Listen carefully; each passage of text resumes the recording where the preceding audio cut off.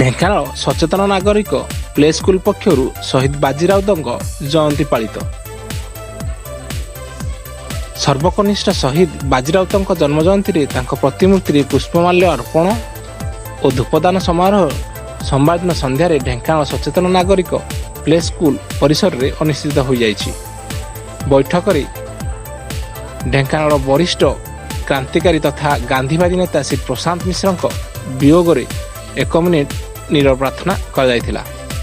ଏହି ବୈଠକରେ ସ୍କୁଲ ପରିଚାଳନା କମିଟି ସଭାପତି ତଥା ବରିଷ୍ଠ ଆଇନଜୀବୀ ଶ୍ରୀ ଦୀପ୍ତିଶ ପ୍ରସାଦ ପଟ୍ଟନାୟକ ଅଧ୍ୟକ୍ଷତା କରି ଢେଙ୍କାନାଳ ସଚେତନ ନାଗରିକ ଫୋରମର ପ୍ରୟାସରେ ଆରମ୍ଭ ହୋଇଥିବା ଇଂରାଜୀ ପ୍ଲେ ସ୍କୁଲରେ ଢେଙ୍କାନାଳ କୁନି କୁନି ଗରିବ ପିଲାମାନେ ପଢ଼ିପାରିବେ ବୋଲି ପ୍ରକାଶ କରିଥିଲେ।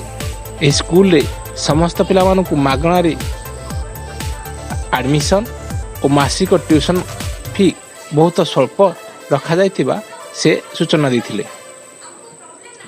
ଯେଉଁ ପିଲାମାନେ ଆଦୌ ଫି ଦେବାକୁ ସକ୍ଷମ ନୁହେଁ ସେମାନଙ୍କ ପାଇଁ ଏକ ସ୍ୱତନ୍ତ୍ର ବ୍ୟବସ୍ଥା ରହିବ ବୋଲି ଉକ୍ତ ବୈଠକରେ ନିଷ୍ପତ୍ତି ହୋଇଥିଲା। ଏହି ବୈଠକରେ ସ୍କୁଲର ପରିଚାଳନା କମିଟି ସମ୍ପାଦକ ତଥା ଆଇନଜୀବୀ ଗୁପ୍ତେଶ ମିଶ୍ର,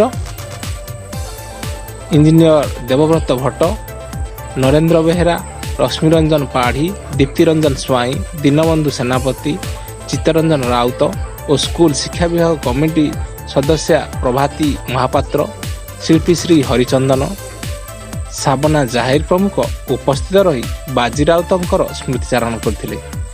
ବୈଠକରେ ଫୋରମର ନଗର ସମ୍ପାଦକ ଦୟାନିଧି ବେହେରା, ବିଶ୍ୱଜିତ ବରାଳ, ବିଶ୍ୱପ୍ରତାପ ସ୍ୱାଇଁ, ସୟଦ ରିଆଜ ଅଲ୍ଲୀ ପ୍ରମୁଖ ସହଯୋଗ କରିଥିଲେ।